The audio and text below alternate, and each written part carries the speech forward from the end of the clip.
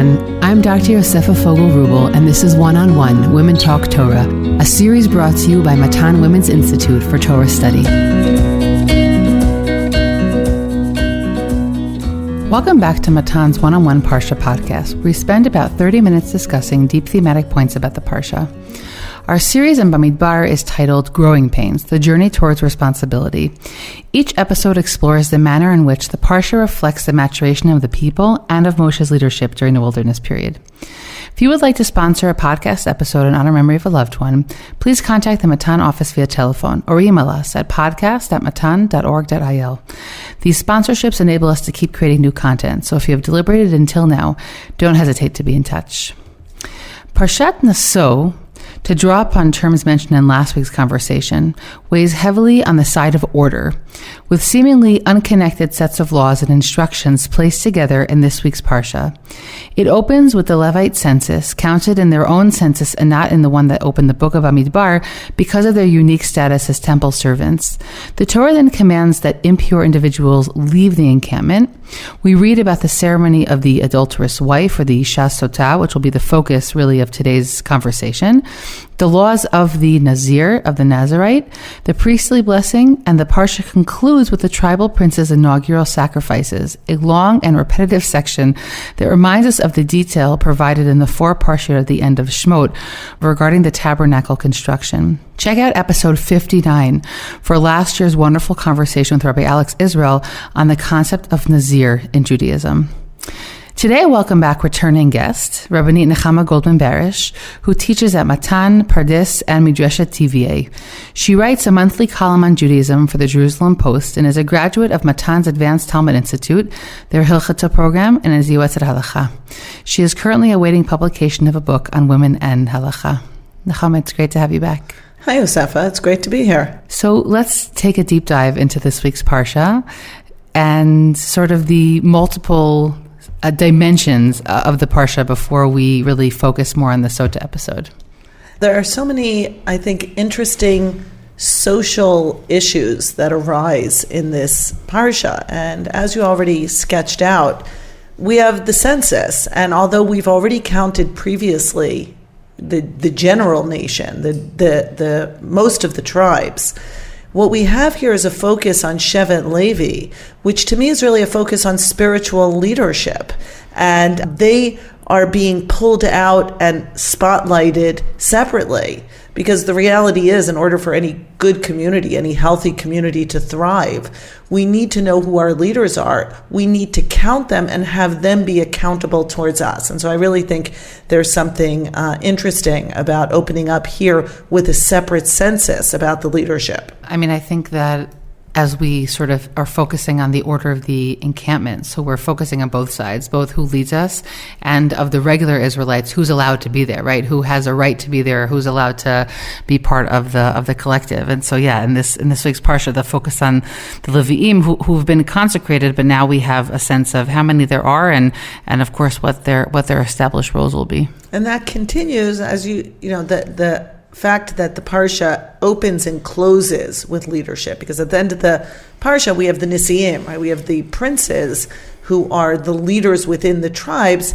and to me that really brings up interesting questions about hierarchy and the complexity of hierarchy in a tribe, in a community, in a camp.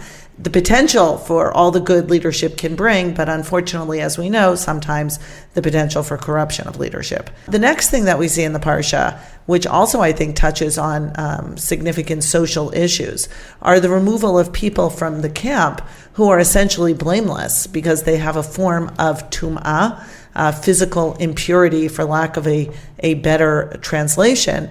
And the idea that the zav, someone who has a discharge from their body, someone who has a condition defined as tzara'at, has to leave the camp, there's no correlation between transgression or behavior and this bodily situation. And as I said, there's a blamelessness and almost an unfairness to it. And I would say really the question of how do we responsibly connect to people who are forced to leave the camp? How do we maintain a connection to those we isolate through no fault of their own? And this is going to be another layer of maturity sometimes people do have to leave the camp. I would even connect it to the recent COVID pandemic, right? This idea that people had to self-isolate, sometimes at extreme risk to their mental health, sometimes to their physical health. We did it for the greater good, but I think the best stories were those communities, particularly Jewish communities, that found ways to really stay connected to their most vulnerable populations, delivering food packages or Zoom classes or phone calls or however it was. So to me, that section of the parsha is particularly relevant because it is necessary to isolate certain people. But how do we bring them back? How do we connect to them? How do we bring them back? I think also what's important here is that it's actually a very short section. It's only really 4 psukim, 4 verses in the beginning of chapter 5. And it's sort of information that we should have known earlier from the book of Vayikra. But it's here because here we're trying to figure out how this whole house of ours is going to function. And so we have these laws here. And I agree with you that sort of a very important question socially becomes how do we stay connected with them? But we're also learning about the fact that these conditions that we learned about in the book of Vayikra have another added dimension to them, which is that they have a social repercussion, which we might have put together in Vayikra, but here it really comes through very, very strongly. So it's just interesting and suitable that here we really emphasize the social aspects of these impurities.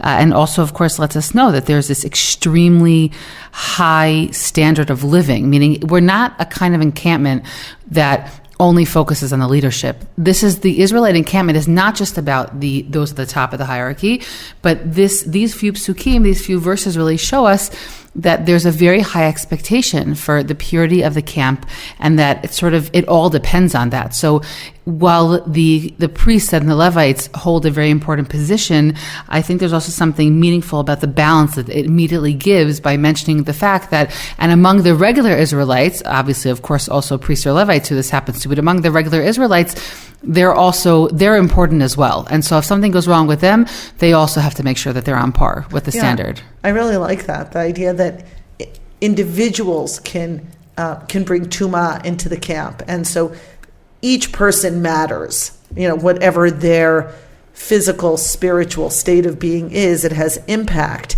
In this case, if I think back to Sefer Vayikra, we know that tuma is contagious, right? There's a contagion to tuma. And so that's, of course, going to have consequence on the camp as well. And so that interconnection that somewhat flattens the hierarchy, right? That a Kohen could be Tameh, and a Levi could be Tameh, and a Yisrael, and they're all going to be treated the same way. Yeah. They're all going to have to leave the camp. Yeah.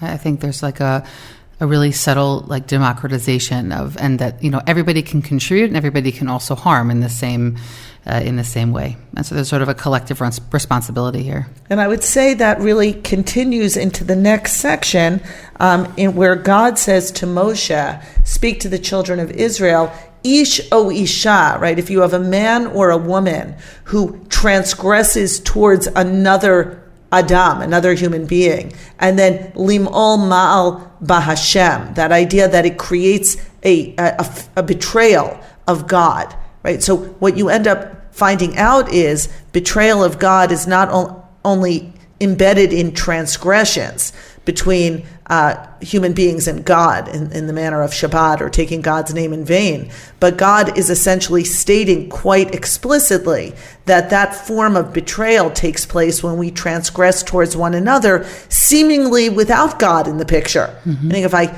if I steal from someone, if I undercut someone, whatever the multiple transgressions can be towards one another, what concern is that for God? I'm keeping Shabbat, I'm eating kosher, I'm not taking the Lord's name in vain. And yet, in a very, it's also a very short section, but a very powerful one, this idea that also creates a form of impurity, men and women, regardless of the tribe they come from. So, as we evolve and emerge towards nationhood, right, this idea of solidifying or emphasizing the relational aspect between human beings, regardless of gender, regardless of tribe, I think is very important.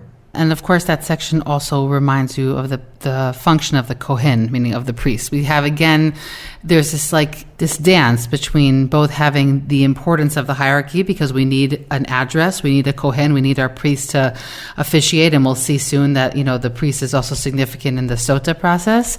But also, yes, that there's also some sort of general equality among everybody, and they can contribute or they can detract. That point is also coming through here very clearly. The next section is probably the section I focus on the most when I teach this parsha. It's the section of the man who has jealous feelings. He accuses his wife, or really it starts off with this idea that a man is concerned that his wife has gone astray. The same form, ma'aleh bo ma'al. It's very interesting because I just described for you the idea that God feels betrayal when we transgress between one another. And now that same language is used to describe the betrayal of infidelity. And I think that really encapsulates a lot of midrashic ideas that God and Bnei Yisrael are in a marital, kiviyachol, if I can say that, but the Midrash says that, relationship. And when we betray God, it's equated with the betrayal of husband and wife, of husband to wife, of wife to husband. And in this case, we're focusing on a wife betraying her husband. The same root word is used. It's not a common word. And that only reinforces the idea that when we betray God, it is akin to infidelity. And here we have a story of infidelity to remind us of what that looks like. I'll just add in this piece. We've mentioned it in several episodes, but it's not just the Midrash that speaks about our relationship with God as a marriage, right? That comes through in all the times where the psukim use the verb zana, right? That when we follow other gods, it's basically betraying or whoring, quote unquote, against God. And we have passages from Malachi and other later prophets, and of course Yirmiyahu famously in the second chapter, and Hosea, where they're constantly comparing the relationship between us and God also to a marriage. So Chazal definitely emphasizes, but this comes through the Torah, it comes through also through the Nevi'im. And I think that we've spoken in the past about all the imports for what that means, about how our relationship with God is supposed to function, or how it can blossom, or how it could be even reciprocal in whatever way we understand it to be, because it's compared to a marriage. So I just wanted to add in that piece. It's one that we mentioned in past episodes.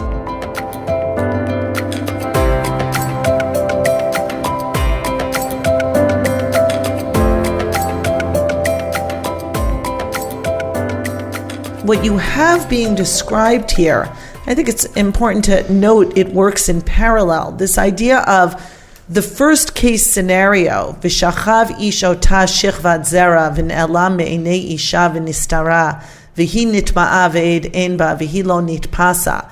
So you have a clear description of what I would say the guilt of the woman, but she's managed to get away with it. Why?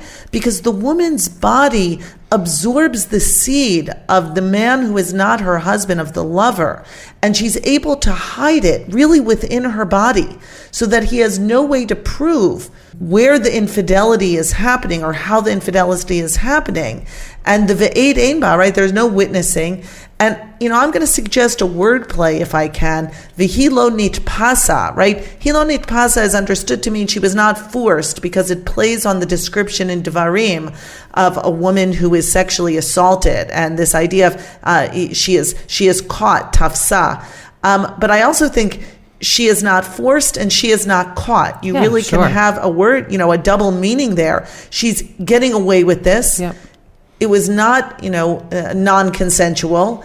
There are no witnesses. The zera is hidden in the folds of her body internally, and really we're meant to be outraged by this possibility. And va'avar alav ruach kina v'kineat ishto. He's jealous, and he's rightfully jealous, and v'hi nitma'a. But then the Torah does something very interesting. And now we have a second possibility, and it's really much less words are spent on it, but this idea that he might have a jealous spirit, and she's completely blameless. She has not been defiled by infidelity. She has not been defiled by the seed of another man. And really, when you read this entire chapter, you must hold both of those scenarios side by side, that there are two possible women going through this procedure.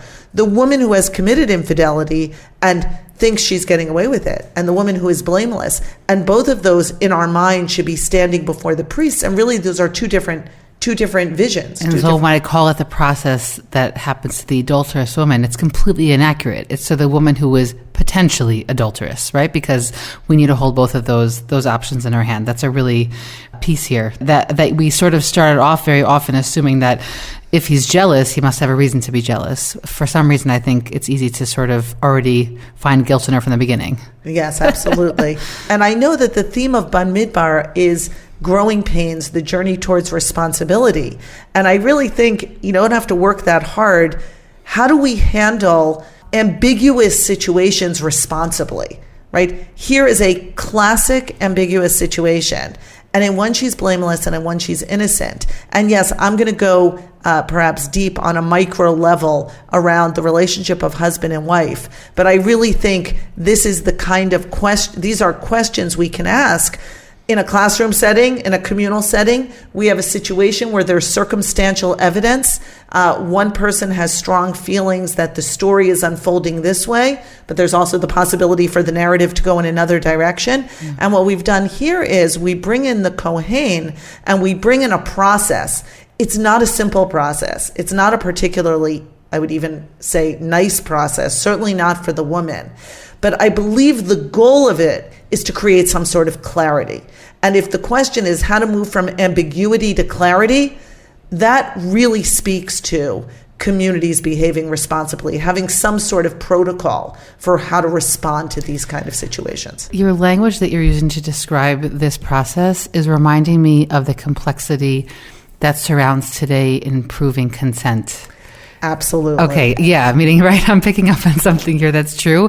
Meaning here we're trying to figure out what actually happened, because the biblical text is pointing out the fact that in a relationship between a man and a woman, it's something that can't be grasped with their hands, right? When it has that very visual description of that the zera is no longer visible. Mm-hmm. And it really points to the idea that in a connection between a man and a woman, there's something that you can't really hold on to. And so they're very powerful and then they dissipate. And so they're very hard to prove.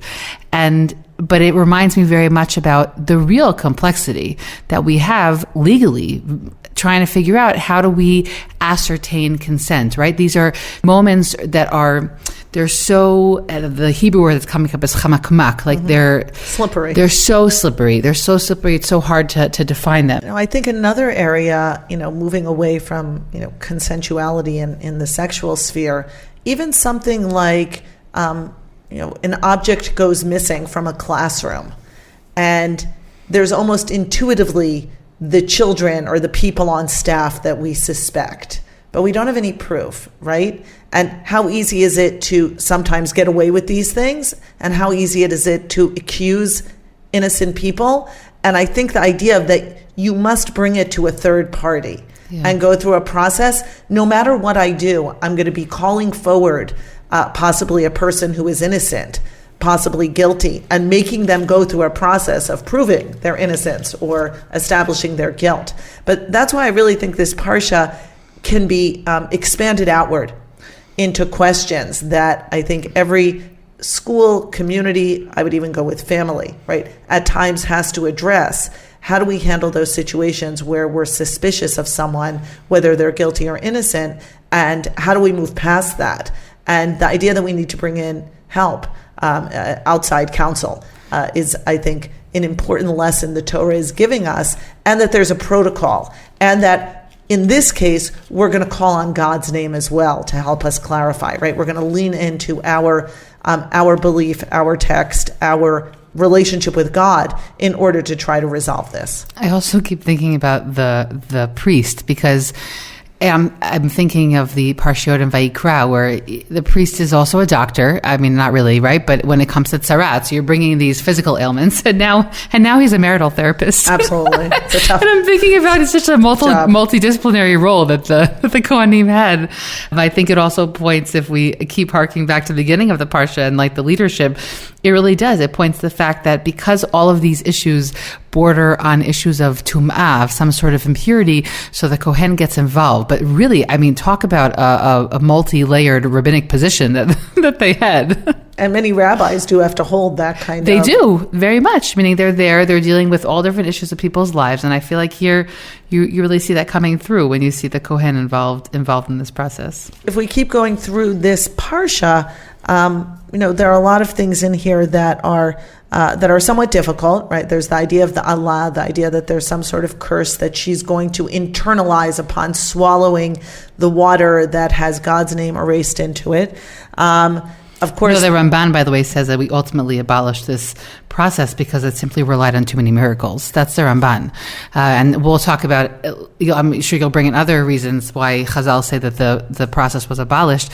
But that one is very striking because this is the only supernatural ritual described in the Torah. Yeah. Right. And Bible scholars comment on that we don't have this idea that you're going to drink some water and there's going to be a response mandated by God. It's difficult. It's difficult to understand what's happening here. I do want to point out one or two more things. First of all, the response is going to be her belly swelling and her thigh dropping.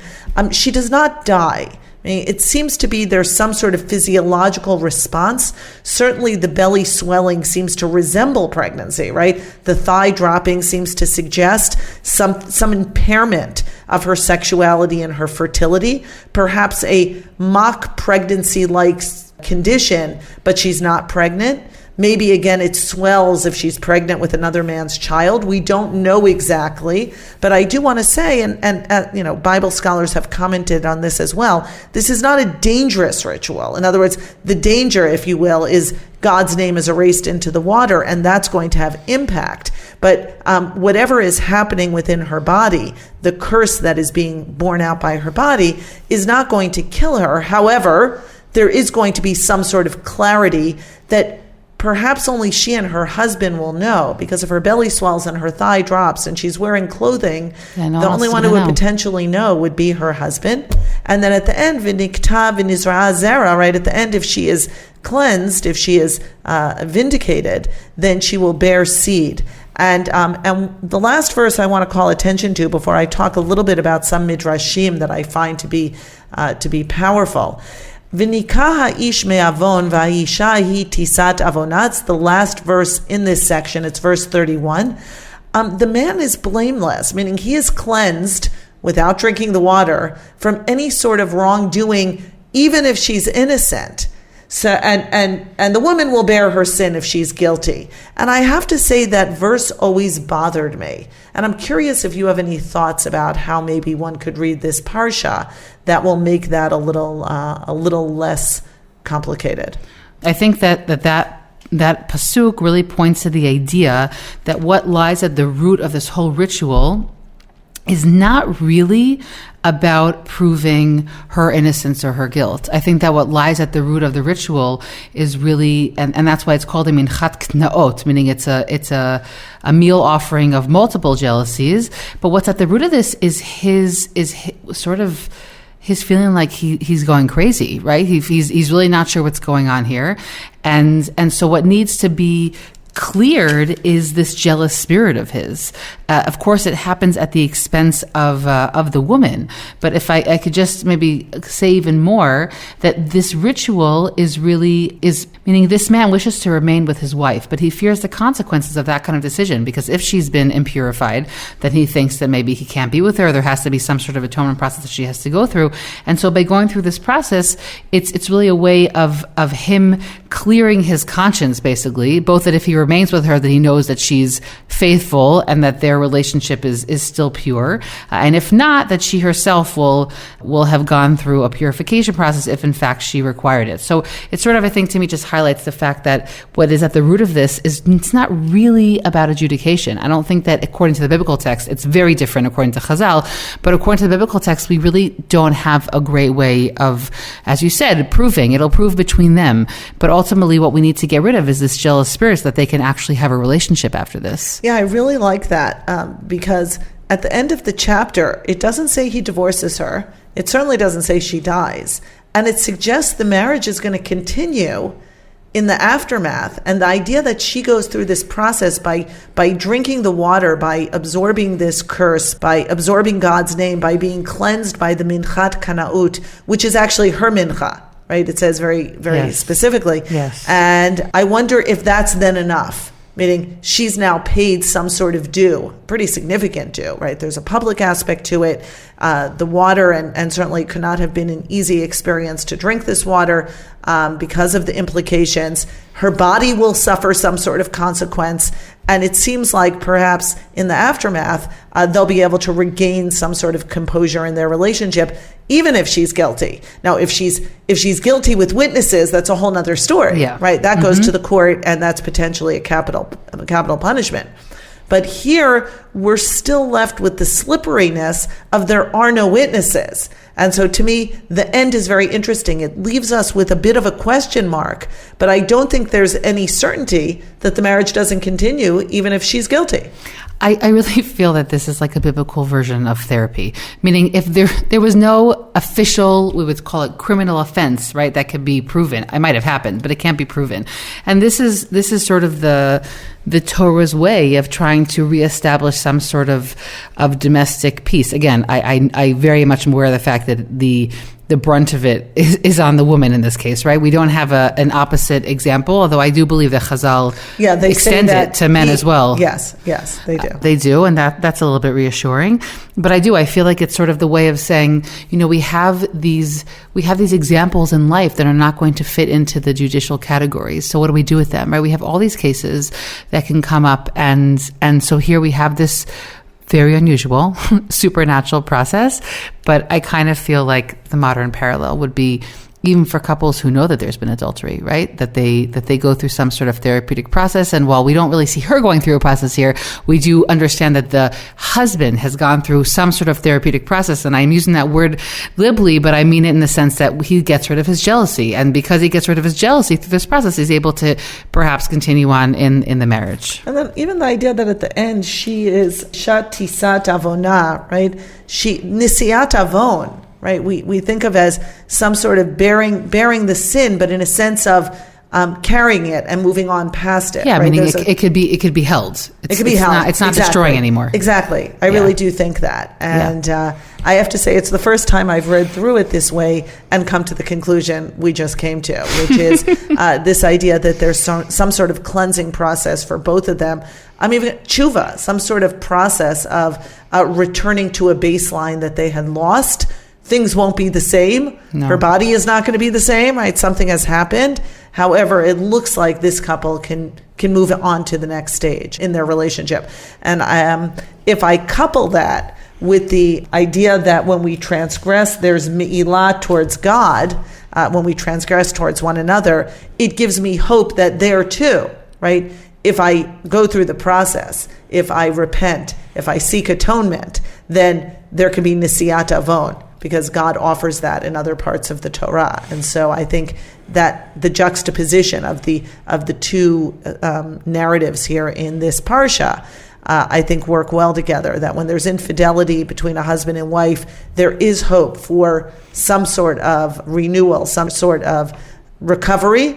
And I would like to move that then backwards to the idea when we betray God, then hopefully there's room for recovery and moving forward.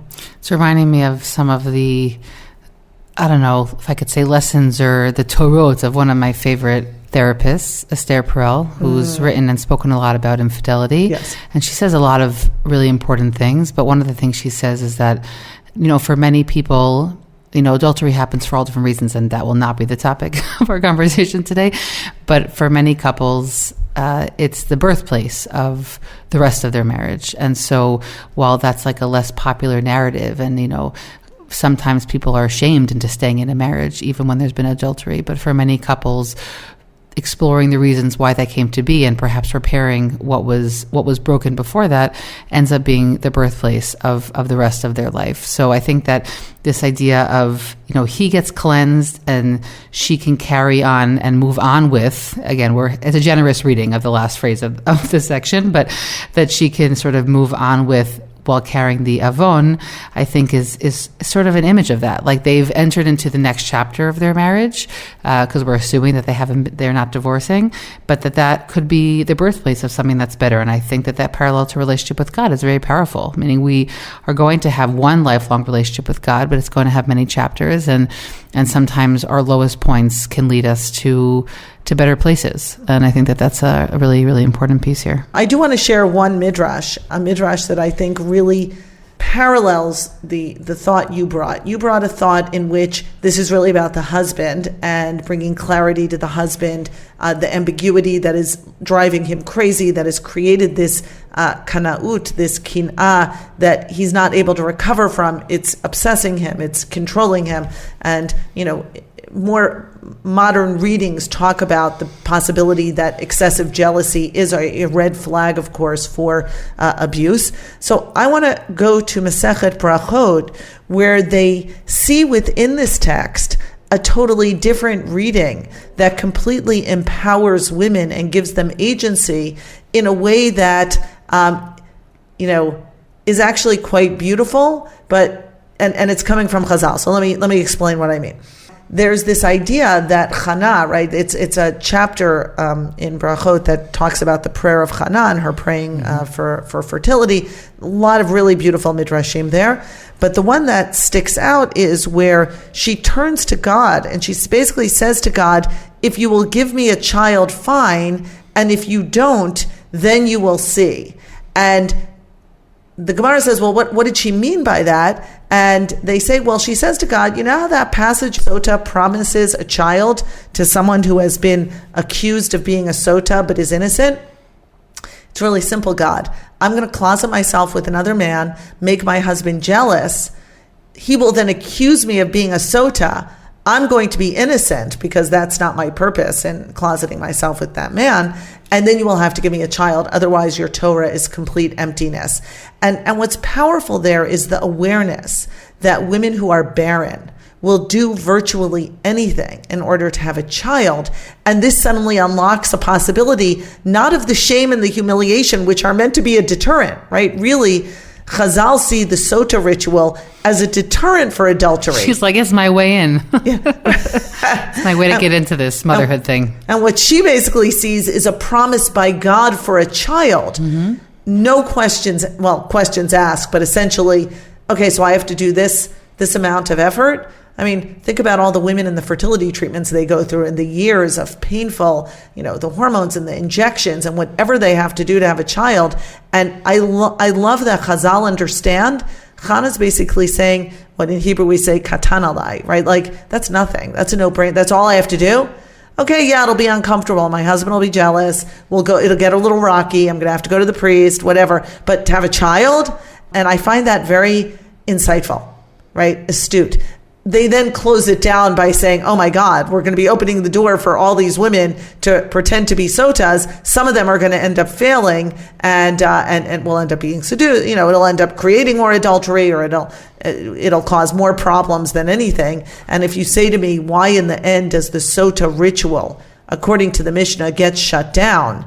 The answer is not because of the Chanas, it's because of the adulteresses. In other words, basically they say when lots of adultery proliferates and this ritual no longer has any sort of psychological or spiritual impact, it's not going to do what you and I talked about it doing, right? Mm-hmm. Bringing some sort of closure, some sort of tikkun, some sort of bearing of the sin. In the end, it's kind of like, it's just not enough, and adultery proliferates. That's the reason in the Mishnah that we're told it gets shut down, because it's just a mockery of what's supposed to be a very powerful interaction between husband, wife, and Kohen.